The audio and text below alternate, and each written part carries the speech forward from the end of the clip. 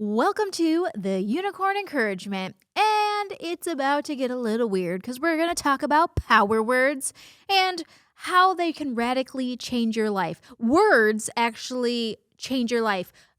We always talk in the Latimer House about the power of the tongue and how powerful it is, the words that we speak over other people and over ourselves and over our homes. But it's got a little story. And I want to say it's a Jezebel story, but it's not really a Jezebel story. But for some reason, I just look at the world and I'm like, the Jezebels are taking over. Stop that. The only reason the Jezebels are taking over is because the godly women have not risen up and taken dominion, ladies. Okay, so I'm going to tell you a little story, and it has to do with power words and maybe a little Jezebel. I don't know. I'm just a little angsty against the Jezebels. Just stop it. Stop it. Okay, so this is about rising up. Let's talk about the vid, okay? I hope this doesn't get censored because I'm not really going to talk about it, but I'm going to talk about it, okay? I'm just telling a story, so calm down, all the people who are going to try to censor me and cancel me. It actually has to do with the power word name Shadrach. Some of you have probably realized that I wear a necklace every single day that says Shadrach. And there's a story behind it, and it has to do with one of my power words. You know, when the world went a little cray-cray, I started to notice that there was a lot of my friends that were cray-cray. And when everybody was falling apart, I saw one of my friends, she said, you know what, I'm teaching my kids Revelation. And I thought to myself, Revelation? That's freaky. Revelation's the freaky stuff. And she's like, I am giving my kids comfort in Revelation. I'm like, comfort? I mean, I don't know if you've ever read Revelations, but that's not like a bedtime story you want to go to sleep to, okay? It's like where you keep your eye peeked open because you're worried that a seal's going to get cracked open and something with eyeballs is coming to, okay.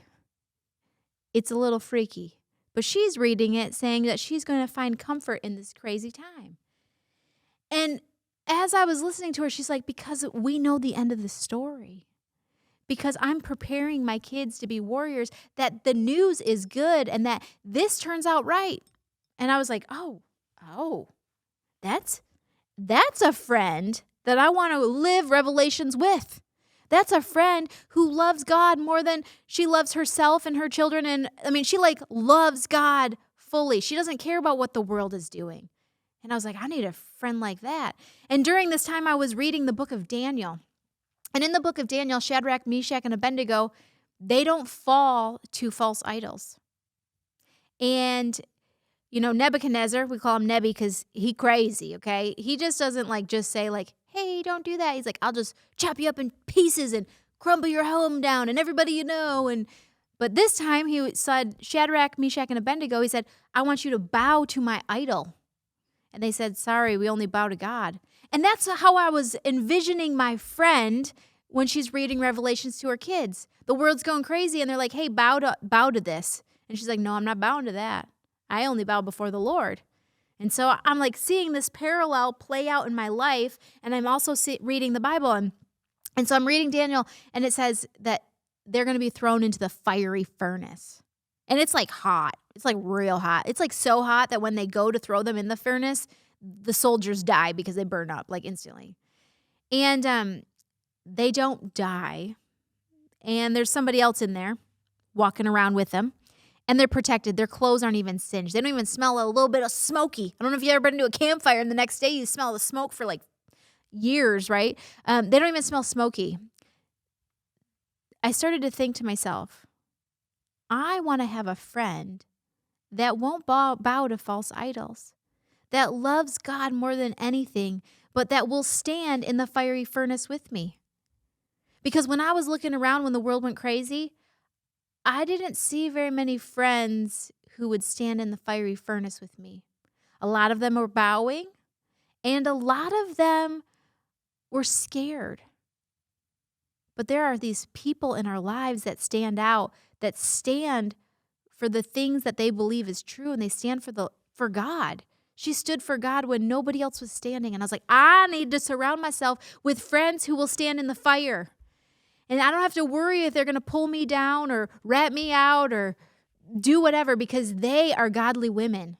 And so I created these friendship necklaces. It's a friendship necklace. And mine says Shadrach and hers says Abednego.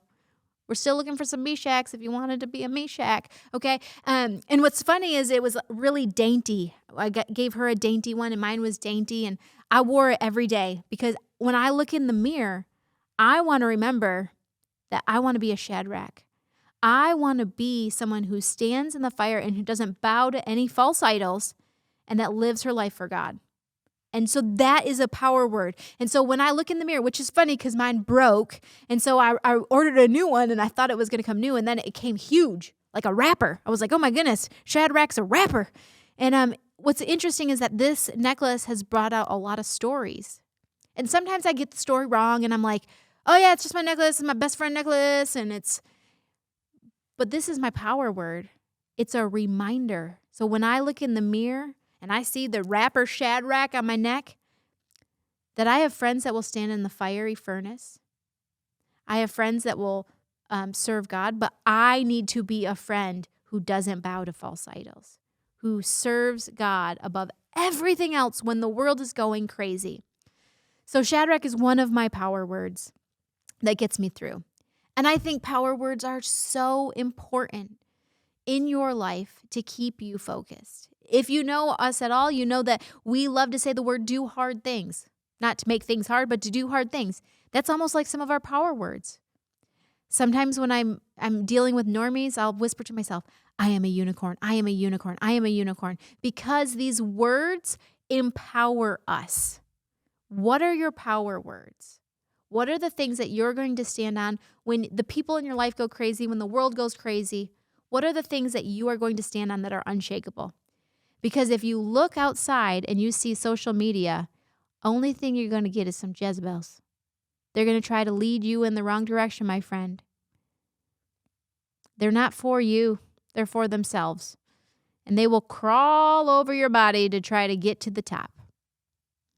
Let them fight for the top, while the godly women build a foundation on the word of God, the word of God, and the power words that move us to be godly women.